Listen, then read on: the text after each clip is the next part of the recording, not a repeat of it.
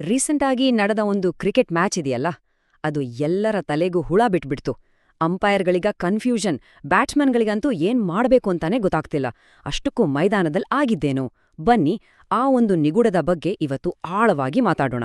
ಹೌದು, ಇಷ್ಟೆಲ್ಲ ಚರ್ಚೆಗೆ ಕಾರಣ ಆಗ್ತಿರೋದು ಉಸ್ಮಾನ್ ತಾರಿಕ್ ಅವರ ಆ ವಿಚಿತ್ರ ಬೌಲಿಂಗ್ ಆಕ್ಷನ್.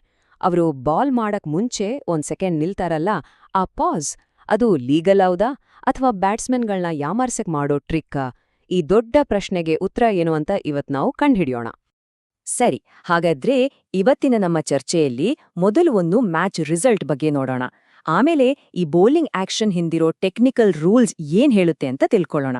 ಕೊನೆಗೆ ಇಂಡಿಯಾದ ಮುಂದಿನ ಸ್ಟ್ರಾಟಜಿ ಹೇಗಿರ್ಬೇಕು ಅನ್ನೋದ್ರ ಬಗ್ಗೆನೂ ಮಾತಾಡೋಣ. ಮೊದಲನೇದಾಗಿ ಈ ಇಡೀ ಕಥೆ ಶುರುವಾಗೋದೇ ಇಂಡಿಯಾ-ನಮೀಬಿಯಾ ಮ್ಯಾಚ್ನಿಂದ. ಆ ಪಂದ್ಯದಲ್ಲಿ ಇಂಡಿಯಾ ಗೆಲ್ದಿದ್ದು ನಿಜ, ಆದ್ರೆ ಅಲ್ಲೊಂದು ವಾರ್ನಿಂಗ್ ಬೆಲ್ ಕೂಡ ಕೇಳಿಸಿತ್ತು. ನೋಡಿ, ಶುರುವಿನಲ್ಲಿ ಇಂಡಿಯಾ ಸ್ಕೋರಿಂಗ್ ಹೇಗಿತ್ತು ಅಂದ್ರೆ, ಮೊದಲ 41 ಬಾಲ್ಗಳಲ್ಲಿ ರನ್ ರೇಟ್ 14.63. ಅಬ್ಬಬ್ಬಾ! ಆದ್ರೆ ಸ್ಪಿನ್ನರ್ಗಳು ಬೌಲಿಂಗಿಗೆ ಬಂದ ತಕ್ಷಣ ಏನಾಯ್ತು ನೋಡಿ, ಮುಂದಿನ 79 ಬಾಲ್ಗಳಲ್ಲಿ ರನ್ ರೇಟ್ ಸೀದಾ 8.27ಗೆ ಇಳಿದ್ಬಿಡ್ತು. ಎಂಥ ದೊಡ್ಡ ಡ್ರಾಪ್ ಅಲ್ವಾ? ಇದು ನಿಜಕ್ಕೂ ಶಾಕಿಂಗ್. ಈ ಸ್ಲೋ ಡೌನ್ ಯಾಕೆ ಇಷ್ಟು ದೊಡ್ಡ ತಲೆನೋವು ಅಂದ್ರೆ, ನಮ್ ಮುಂದಿನ ಮ್ಯಾಚ್ ಯಾರ್ ಜೊತೆ? ಪಾಕಿಸ್ತಾನ್ ಜೊತೆ. ಅದೊಂದು ಹೈ ವೋಲ್ಟೇಜ್ ಮ್ಯಾಚ್. ಅಲ್ಲಿ ಅವರ ಮುಖ್ಯ ಅಸ್ತ್ರನೇ ಸ್ಪಿನ್ ಬೌಲಿಂಗ್. ಹಾಗಾಗಿ ಈ ವೀಕ್ನೆಸ್ ಈಗ ಚಿಂತೆಗೀಡು ಮಾಡಿದೆ. ಸರಿ, ಇಂಡಿಯಾದ ಈ ಸ್ಪಿನ್ ವೀಕ್ನೆಸ್ ಬಗ್ಗೆ ಮಾತಾಡ್ತಾ ನಾವು ನೇರವಾಗಿ ಬಂದು ನಿಲ್ಲೋದು ಉಸ್ಮಾನ್ ತಾರಿಕ್ ಅವರ ಆಕ್ಷನ್ ಹತ್ರ. ಸದ್ಯಕ್ಕೆ ಕ್ರಿಕೆಟ್ ಜಗತ್ತಲ್ಲಿ ಇದೇ ಹಾಟ್ ಟಾಪಿಕ್. ಹಾಗಾದ್ರೆ ಈ ಬಗ್ಗೆ ಎಕ್ಸ್ಪರ್ಟ್ಸ್ ಏನ್ ಹೇಳ್ತಾರೆ? ಮಾಜಿ ಐಸಿಸಿ ಅಂಪೈರ್ ಅನಿಲ್ ಚೌಧರಿ ಅವರ ಮಾತನ್ನೇ ಕೇಳೋಣ. ಅವರ ಪ್ರಕಾರ ತಾರಿಕ್ ಅವರ ಆಕ್ಷನ್ 2 ಸಲ ಕ್ಲಿಯರ್ ಆಗಿದೆ. ಅಂದ್ರೆ ಕೈಯ ಚಲನೆಯಲ್ಲಿ ಏನೂ ತಪ್ಪಿಲ್ಲ. ಆದ್ರೆ ಆ ಬೌಲಿಂಗ್ ಮಧ್ಯೆ ತೆಗೆದುಕೊಳ್ಳುವ ಪಾಸ್ ಇದೆಯಲ್ಲ, ಅದೇ ಎಲ್ಲಾ ಗೊಂದಲಕ್ಕೆ ಮೂಲ ಕಾರಣವಂತೆ. ಸರಿ, ಹಾಗಾದರೆ ರೂಲ್ಸ್ ಬುಕ್ ಏನ್ ಹೇಳುತ್ತೆ? ಒಬ್ಬ ಎಕ್ಸ್ಪರ್ಟ್ ದೃಷ್ಟಿಯಿಂದ ನೋಡಿದ್ರೆ ಈ ಆಕ್ಷನ್ ಲೀಗಲ್ ಹೌದಾ ಅಲ್ವಾ ಅಂತ ಈಗ ಸರಿಯಾಗಿ ಅರ್ಥ ಮಾಡ್ಕೊಳ್ಳೋಣ. ಒಂದು ಬೌಲಿಂಗ್ ಆಕ್ಷನ್ ಲೀಗಲ್ ಆಗಿರ್ಬೇಕು ಅಂದ್ರೆ ಮುಖ್ಯವಾಗಿ 2 ಕಂಡೀಷನ್ ಫುಲ್ಫಿಲ್ ಮಾಡ್ಬೇಕು. ಮೊದಲನೇದು, ಮೊಣಕೈ 15 ಡಿಗ್ರಿಗಿಂತ ಜಾಸ್ತಿ ಬಾಗ್ಬಾರ್ದು.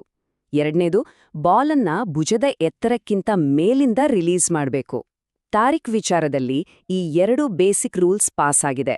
ಅವರ ಆರ್ಮ್ ಫ್ಲೆಕ್ಷನ್ ಲಿಮಿಟ್ನಲ್ಲೇ ಇದೆ, ರಿಲೀಸ್ ಪಾಯಿಂಟ್ ಕೂಡ ಕರೆಕ್ಟ್ ಆಗಿದೆ. ಹಾಗಾದ್ರೆ ಕೈ ಸ್ಟ್ರೇಟ್ ಇದ್ರೆ, ಎಲ್ಲಾ ರೂಲ್ಸ್ ಓಕೆ ಇದ್ರೆ ಮತ್ತೆಲ್ಲಿದೆ ಪ್ರಾಬ್ಲಮ್? ಒಂದೇ ಕಡೆ, ಅದೇ ಆ ನಿಲುಗಡೆ, ಅಂದ್ರೆ ಆ ಪಾಸ್. ಇಲ್ಲಿ ನಾವು ಅರ್ಥ ಮಾಡ್ಕೋಬೇಕಾದ ಒಂದು ಮುಖ್ಯ ಪಾಯಿಂಟ್ ಇದೆ. ಅದು ರೂಟೀನ್ ಮತ್ತು ಡಿಸೆಪ್ಷನ್, ಅಂದ್ರೆ ವಂಚನೆ ನಡುವಿನ ವ್ಯತ್ಯಾಸ. ನೋಡಿ, ತಾರಿಕ್ ಪ್ರತಿ ಬಾಲ್ಗೂ ಅದೇ ರೀತಿ ನಿಲ್ತಾರೆ. ಅದು ಅವರ ರೂಟೀನ್, ಅವರ ಸ್ಟೈಲ್, ಹಾಗಾಗಿ ಅದು ಲೀಗಲ್. ಯಾವಾಗದು ಇಲ್ಲೀಗಲ್ ಆಗತ್ತೆ ಅಂದ್ರೆ, ಒಂದು ವೇಳೆ ಅವರು ಇದ್ದಕ್ಕಿದ್ದಂತೆ ನಿಲ್ಲಿಸ್ದೇನೆ ಬಾಲ್ ಮಾಡ್ಬಿಟ್ರೆ. ಯಾಕಂದ್ರೆ ಆಗ ಅವರು ತಮ್ಮ ರೂಟೀನ್ ಆಕ್ಷನ್ ಬದಲಾಯಿಸಿದ ಹಾಗಾಗತ್ತೆ. ಅದು ಬ್ಯಾಟ್ಸ್ಮನ್ ಅನ್ನ ದಾರಿ ತಪ್ಸೋ ಪ್ರಯತ್ನ, ಅಂದ್ರೆ ವಂಚನೆ ಅಂತ ಪರಿಗಣಿಸಲಾಗತ್ತೆ. ಸರಿ, ಹಾಗಾದ್ರೆ ಬ್ಯಾಟ್ಸ್ಮನ್ ಏನ್ ಮಾಡ್ಬೋದು? ಅವ್ರಿಗೇನಾದ್ರೂ ಆಪ್ಷನ್ಸ್ ಇದ್ಯಾ? ಖಂಡಿತ ಇದೆ. ಬೌಲರ್ ತನ್ನ ಆ ಪಾಸ್ ಮಾಡೋ ಟೈಮ್ನಲ್ಲಿ ಏನಾದ್ರೂ ಚೇಂಜ್ ಮಾಡಿದ್ರೆ, ಅಂದ್ರೆ ಹೆಚ್ಚು ಹೊತ್ತು ಅಥವಾ ಕಡಿಮೆ ಹೊತ್ತು ನಿಂತ್ರೆ ಬ್ಯಾಟ್ಸ್ಮನ್ಗೆ ಅದನ್ನ ಗುರ್ತ್ಸೋಕಾಗತ್ತೆ. ಆಗ ಅವರು ಬಾಲ್ ಡೆಲಿವರಿ ಆಗೋಕ್ ಮುಂಚೆ ಸ್ಟಂಪ್ಸ್ನಿಂದ ಹಿಂದೆ ಸರಿಬೋದು. ಹೀಗೆ ಮಾಡಿದಾಗ ಅಂಪೈರ್ಗೆ ಒಂದು ಸಿಗ್ನಲ್ ಕೊಟ್ಟ ಹಾಗಾಗತ್ತೆ. ಆದರೆ ಇಲ್ಲೊಂದು ರಿಸ್ಕ್ ಕೂಡ ಇದೆ. ಒಂದು ವೇಳೆ ಬ್ಯಾಟ್ಸ್ಮನ್ ತಪ್ಪು ತಿಳಿದು ಹಿಂದೆ ಸರಿದ್ರೆ, ಅಂದ್ರೆ ಅಂಪೈರ್ಗೆ ಬೌಲರ್ ಆಕ್ಷನ್ನಲ್ಲಿ ಯಾವುದೇ ಬದಲಾವಣೆ ಕಾಣ್ಲಿಲ್ಲ ಅಂದ್ರೆ, ಟೈಮ್ ವೇಸ್ಟ್ ಮಾಡಿದ್ದಕ್ಕೆ ಬ್ಯಾಟ್ಸ್ಮನ್ಗೆ ವಾರ್ನಿಂಗ್ ಸಿಗೋ ಚಾನ್ಸ್ ಇರುತ್ತೆ. ಓಕೆ, ಈ ಟೆಕ್ನಿಕಲ್ ಡೀಟೇಲ್ಸ್ ಎಲ್ಲ ಬಿಟ್ಟು ಈಗ ಇಂಡಿಯಾದ ಮುಂದಿನ ಗೇಮ್ ಪ್ಲಾನ್ ಬಗ್ಗೆ ಮಾತಾಡೋಣ. ಪಾಕಿಸ್ತಾನದ ಸ್ಪಿನ್ ಅಟ್ಯಾಕ್ನ ಕೌಂಟರ್ ಮಾಡೋದು ಹೇಗೆ? 5. ಇದೇನು ನಂಬರ್ ಅನ್ಕೊಂಡ್ರಾ? ಇದು ಪಾಕಿಸ್ತಾನ್ ಟೀಮ್ನಲ್ಲಿರೋ ಸ್ಪೆಷಲಿಸ್ಟ್ ಸ್ಪಿನ್ನರ್ಗಳ ಸಂಖ್ಯೆ 5 ಜನ. ಇದು ಇಂಡಿಯಾಗೆ ನಿಜಕ್ಕೂ ಒಂದು ದೊಡ್ಡ ಚಾಲೆಂಜ್. ಈ ದೊಡ್ಡ ಚಾಲೆಂಜ್ ಎದುರಿಸೋಕೆ ಇಂಡಿಯಾದ ಟ್ರಂಪ್ ಕಾರ್ಡ್ ಯಾರು ಗೊತ್ತಾ? ಹಾರ್ದಿಕ್ ಪಾಂಡ್ಯ. ಅವರನ್ನ ಆಲ್ ಫೇಸ್ ಬೌಲರ್ ಅಂತ ಯಾಕೆ ಕರೀತಾರೆ ಅಂದ್ರೆ, ಅವರು ಹೊಸ ಬಾಲ್ನಲ್ಲೂ ಬೋಲ್ ಮಾಡ್ತಾರೆ, ಮಿಡಲ್ ಓವರ್ಸ್ನಲ್ಲೂ ಎಫೆಕ್ಟಿವ್, ಡೆತ್ ಓವರ್ಸ್ನಲ್ಲೂ ಮ್ಯಾಚ್ ಟರ್ನ್ ಮಾಡಬಲ್ಲರು.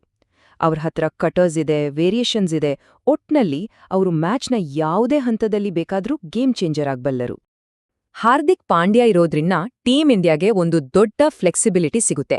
ಅದೇನಂದ್ರೆ, ಒಬ್ಬ ಪೇಸರ್ನ ಕಡಿಮೆ ಮಾಡಿ ಆ ಜಾಗದಲ್ಲಿ ಒಬ್ಬ ಎಕ್ಸ್ಟ್ರಾ ಸ್ಪಿನ್ನರ್ನ ಆಡಿಸಬಹುದು. ಸ್ಪಿನ್ ಫ್ರೆಂಡ್ಲಿ ಪಿಚ್ಗಳಲ್ಲಿ ಇದು ಒಂದು ಮಾಸ್ಟರ್ ಸ್ಟ್ರೋಕ್ ಆಗಬಹುದು.